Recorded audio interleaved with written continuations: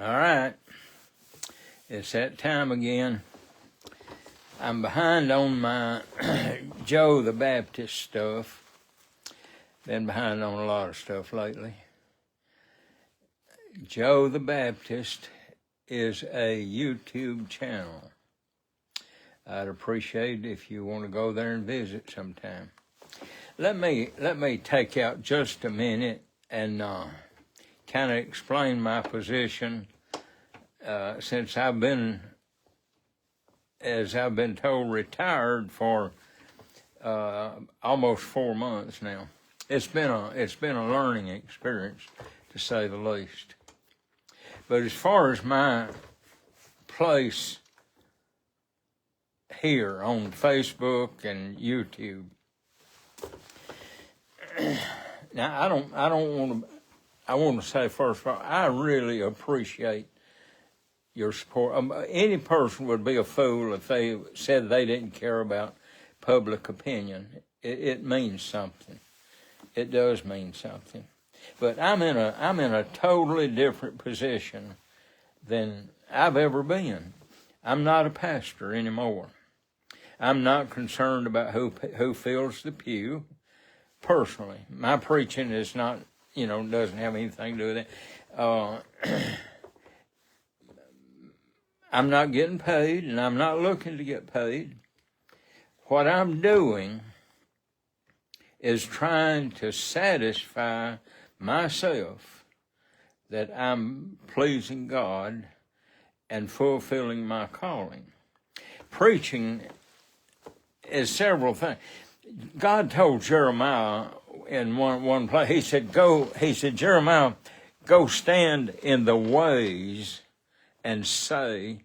In other words, he told him, he said, you go stand where people are.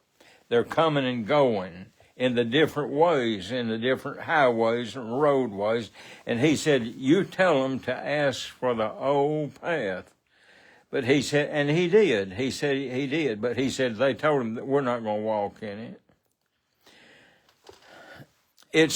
Preaching is easier when the preacher pictures himself out on the sidewalk or in the mainstream of life where people are going and coming, and his preaching is filled with advice on how to get through life in a useful way, to help people live and be happy, deal with adversity, and help them be motivated. But listen to me, that's not all preaching is. Sometimes God wants to take the preacher up front at a casket. As he preaches now, this is his position. He's standing there by a casket that somebody's died, and he's preaching to a people that he sees are on their way. Now, it's not helping them get through to be the best. Son, it's telling them they're going to die and helping them get ready. But let me tell you one more than that. It may be that God puts that preacher on the day of judgment, and he stands there and watches people come who are lost souls with no hope and no salvation that they intended. And folks, I want to tell you, when God puts a preacher there, he's going to preach some things that even I don't feel comfortable preaching sometimes. When he preaches it, he feels like he's violated other people because he was not as respectful as he ought to be. But he sees them as dying souls, and he's warning them to turn around because he's preaching from that day of judgment. That's where a preacher is. That's where and I thought it would get better. No, I don't think it has. Now let me tell you what I'm up to tonight. We're going to have early Mother's Day. Yeah, we are. We're going to talk about her mama, but we're going to go back, and more than that, we're going to talk about Eve, and we're going to talk about the plight and the position of women. And I want to tell you now, you're gonna think I'm some kind of a fool before I get through with this. But I want you to stay with me. If you've ever done anything I've asked you, stay with me. Stay with me, hear it to the end, and let's see where we are. The first thing I want to talk about is every day is Mama's Day. That's the title of my talk. But my first point is her subordination.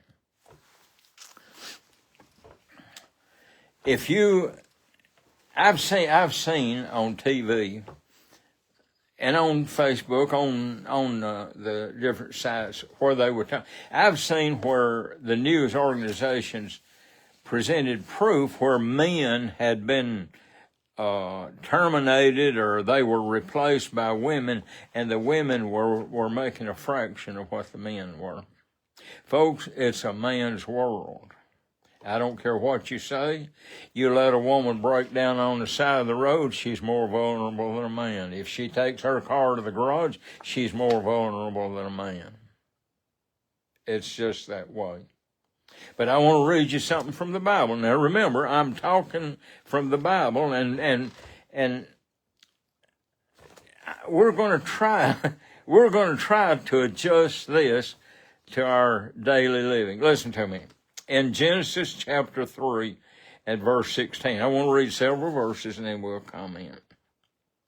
Unto the woman, he said, this is after Eve ate of the forbidden fruit. Unto the woman, he said, I will greatly multiply thy sorrow and thy conception. In sorrow thou shalt bring forth children, and thy desire shall be to thy husband, and he shall rule over thee. Now, folks, that's not me saying that. That's not me. That's from the Word. Now let's go on from there. I believe before Eve ate the fruit, I believe she ovulated maybe once a year. He said he's going to multiply her conception. I don't believe childbirth would have been a hard thing. I've heard. Listen, I didn't go into. They didn't let you into the labor room when our children were born.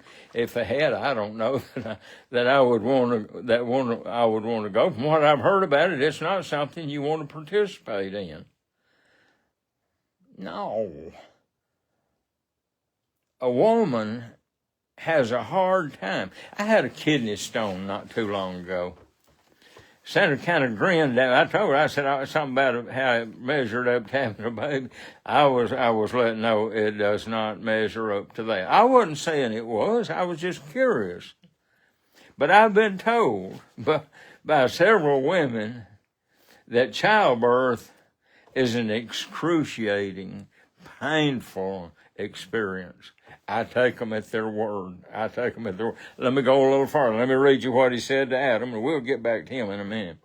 And unto Adam he said, because thou hast hearkened unto the woman, or the voice of thy wife, and hast eaten of the tree of which I commanded thee, saying, thou shalt not eat of it, cursed is the ground for thy sake.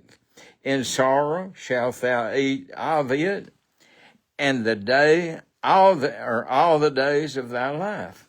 Then the next verse, thorns also and thistles shall it bring forth to thee, and thou shalt eat the herb of the field.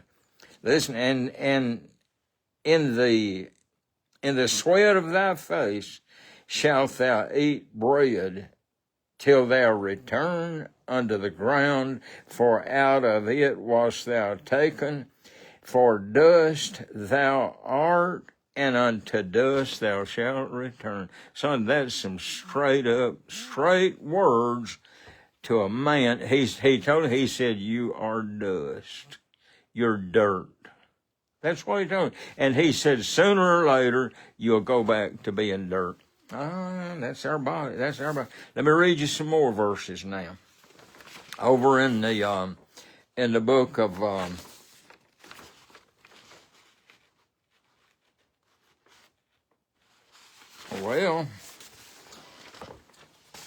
here it is. I'm not as organized as I should have been. Listen to this.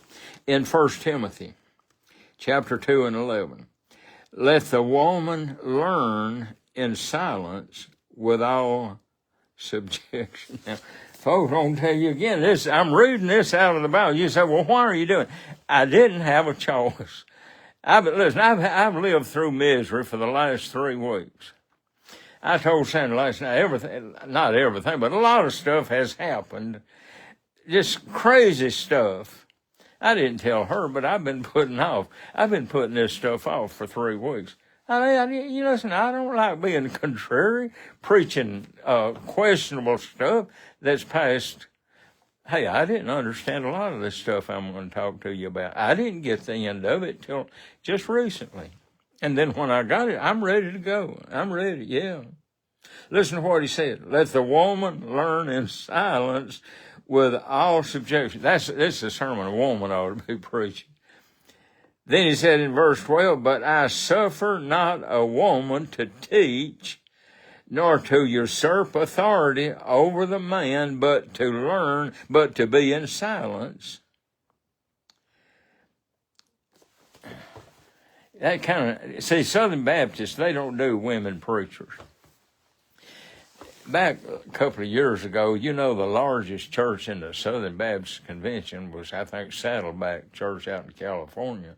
They put a woman preacher in place. And Southern Baptists did something I never thought I'd see. They voted that church out of the convention. I couldn't believe it. Now, they believe that stuff. You say, well, why? Why? Where does it come? Comes from right here. Comes from right here. And how I got onto this, I was going to preach on some things that we do or don't like using the King James Version, wearing slacks to church, drinking beverages. I was going to address all that, but it got into this, and this is where the Lord got to meddling with what I was planning to do. Listen to what he said. Adam was first formed, then Eve. And Adam was not deceived, but the woman, being deceived, was in the transgression. Now, let me tell you where I believe, what I think is going on. A woman is not less of a person. She's not.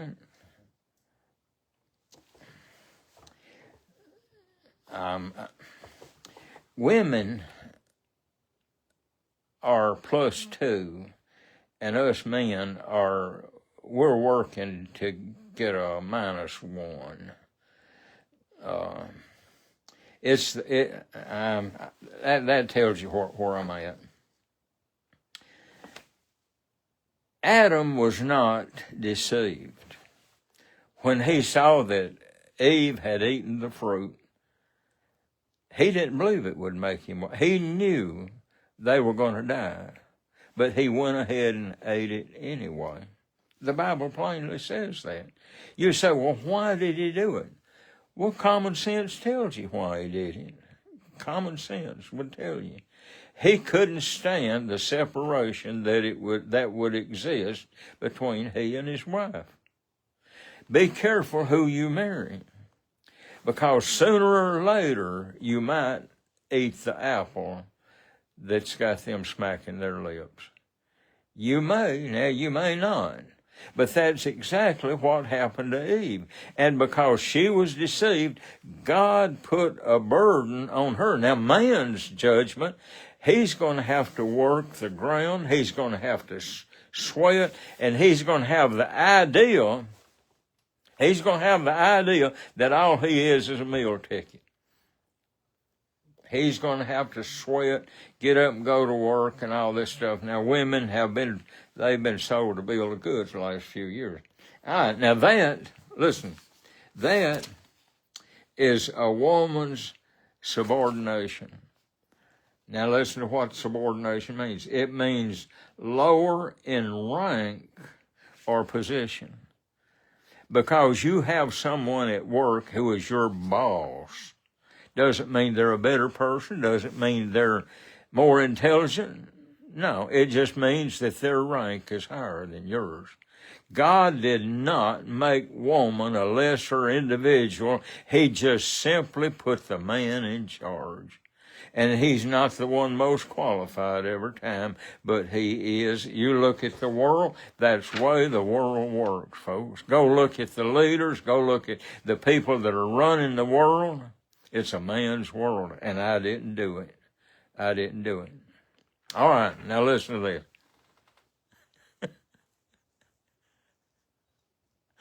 Anyway,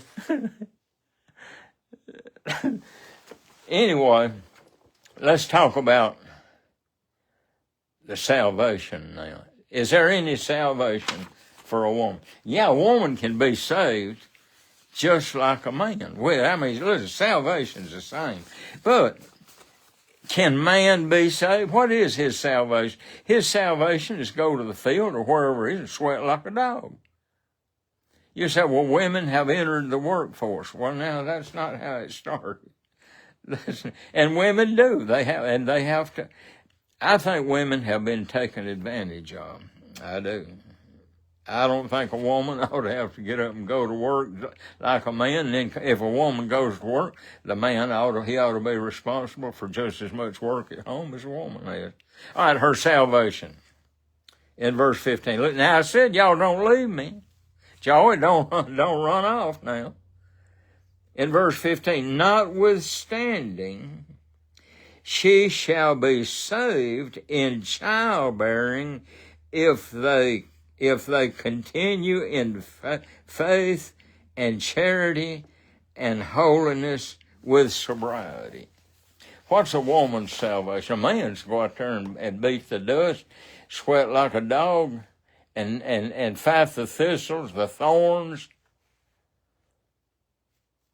eat his bread in sorrow, in heartache, because of the toil he had. What did he say about a woman's salvation comes in childbearing. Now, this is the good part. I mean, right now, because here's the deal. People say, well, you think a woman's just good for having young'uns? Well, that's where it starts. Now, listen, I'm not talking to you tonight about a woman going out into the world and getting a job and at the end of it retire and feel like she's accomplished. I'm not talking about that. I'm talking about a woman's finest hour. I'm not talking about women. I'm talking about mothers. I'm talking about motherhood. Women that have young'uns. Let's go from there now.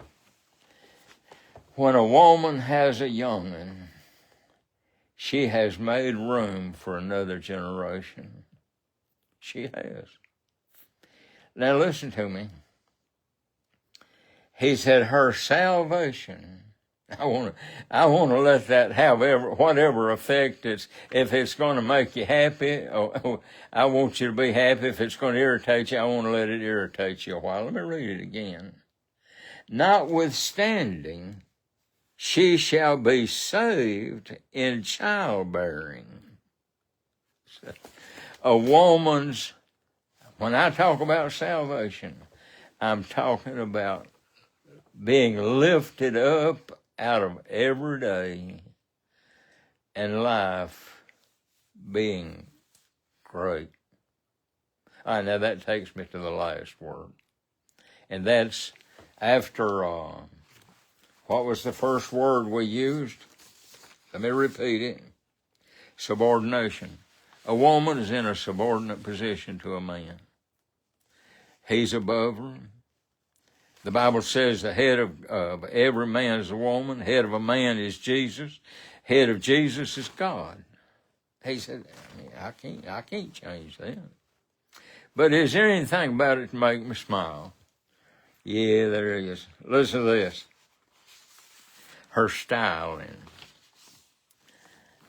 Her styling. You know, a woman, she gets fixed up and goes out, she's styling. That means she's looking good, and her heart is as happy as her looks. Listen, I didn't read that last part of that verse. Let me go back and read it so we can get a hold of it. Her salvation. It's in childbirth if she continues in faith, in love, and holiness, which is a good, righteous example for the children. You know what that's talking about? That's motherhood. Not just having a young'un, but it starts out by being a person of faith, sharing her faith, her confidence, her positive attitude, all the good things. Listen, my mama, I asked Sandra yesterday, I said, Sandra, who is there in life that you adore, that invested in you, did more for you than anybody else? Who is that person? Son, she didn't hesitate 1 minute. You know what she said? She said, my mother. I mean, she said it straight, my mother. I've appreciated, we go to the graveyard 2 or 3 times a year. Sandra goes and puts flowers on her mother's grave. And I can tell while I'm there what's going through her heart. Sandra loved her mama. I mean, she loved her daddy. We're talking about mamas tonight. We're talking about mamas. She loved her mama because her mama was a person of faith. She loved people. She even convinced me that she loved me as much as she did Sandra. She had me convinced. She was a godly woman, not self-righteous, but a righteous woman. She was an example to a young'un. That was part of her salvation. Louise Cobb was a woman that was admired and looked up to in her community. Man, my love for that woman rivaled my love for my mama. Listen, my mama changed my diaper. When I damaged my first diaper, my mama changed it. She put a clean one on me.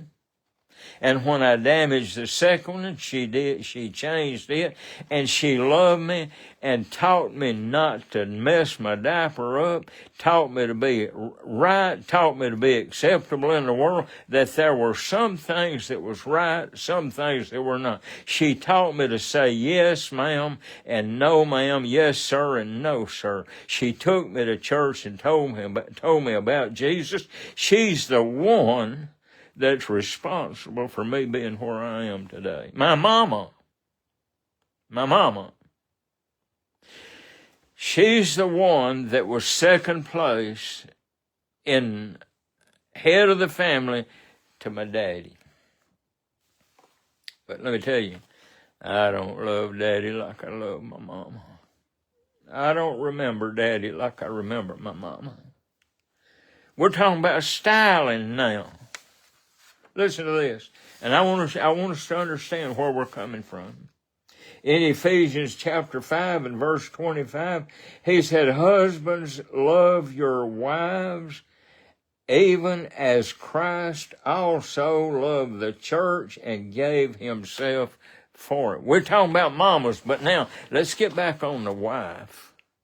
Do you realize that in the Bible, in all these years, I've not found where God tells a woman to love her husband? Marriages back then were arranged. It was not love on both sides. It was a man's world. And a man was commanded to love his wife like Jesus loved the church. Jesus gave himself for the church. That is my commandment to my wife. Love her just like Jesus loved the church. Bro, we're living, we're working, we're existing, not as a Lord, not as a leader, but as someone that loves our wife. Now I want to tell you, I want to bring that into focus. I want us to understand what it's all about. In 1 Corinthians chapter 7 and 32, Paul is talking about people that make a good servant. I think what he's literally doing is laying down the rules on what would make a decent preacher. He said, you want a man that's unmarried, because a man that's unmarried, he cares for the things of the Lord, how he can please the Lord. But listen to what he said in verse 33. But he that is married cares for the things that are of this world, how he may please his wife. Paul said for a preacher, it's better that he's not married. He'll be a better preacher. If he's married, he'll be caring about the things of the world, how he can please his wife. Well, listen, he should be. Paul told him, he said, love your wife as Jesus loved the church. Listen, he didn't go back and explain it. He's not slamming men for being slackers as preachers. No. He's simply acknowledging the fact that they probably out there doing what he told them to do. If a man loves his wife, if he cares for his family,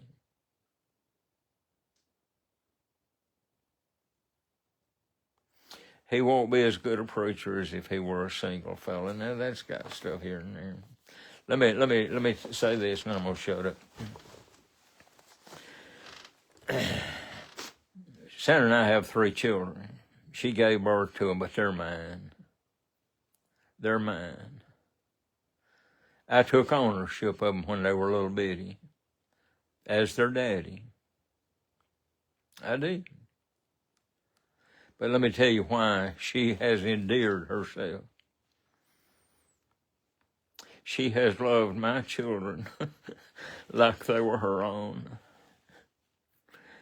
Man, a mama loves, you don't have to worry about your kids when the loving mama's got them. You know that. You don't have to. You know they're going to be all right. They're going to be loved. They're going to be trained. They're going to be kind. Their mama's going to be kind to them. She's going to train them up in ways that I never thought about. But on the other hand, she looks at them, they're not my children, they're hers. That's what a mama is, friend. Listen to me. That's what a mama is. I'm going to say one thing, then I'm going to shut up. I want to say this to the men. Let me ask you this. What better thing could a woman find to be a mama and a man that's supposed to be her supervisor has been commanded to love her? Hey, listen, that old boy's been put in an awkward position. He's not boss anymore. You see where I'm coming from? Do you see how a woman is styling now? Foot. She's not shortchanged. That woman socially, and through what Eve did, she has been totally saved through motherhood. Man, to have somebody love you like your young'uns, that love you like a young'un ought to, shoot, you can't get past that. All right, I said I was going to say something to the men, to the husbands. Well, first, let me say something to the wife. The head of God is Jesus. The head of the man is Jesus. No, the head of God. The head of Jesus is God. The head of man is Jesus. Now I want to ask you, you women, who's the head of your man? Now I want to ask your husband, who's your head? And who in the world ever told you that you were the boss of the house if you won't let Jesus be your boss? You need to pony up and learn what the score is. God didn't make you head of the house just because you're macho and you're smart and you're all wise. He didn't do that. He put you at the head of the house because you love Jesus and you'll follow him. And if you don't love Jesus and follow him, you need to rethink your situation around the house. Hey, you're not paying my salary. You're not. I don't mean to be rude, but bro, I don't want to stand before Jesus and him say, Joe, you could have been a little more honest with them boys. Pony up. Get down to business with your faith. Live for Jesus. All right, I'm not mad. I'm just running my mouth. You hear what I'm saying? God has saved a woman through motherhood, that she gets to be the mother of a little child, and that child worshipfully adores her. Good evening, and God bless you. I hope things will be well with you. And yours, the Lord bless your relationship with your mate and with your children. Thank you.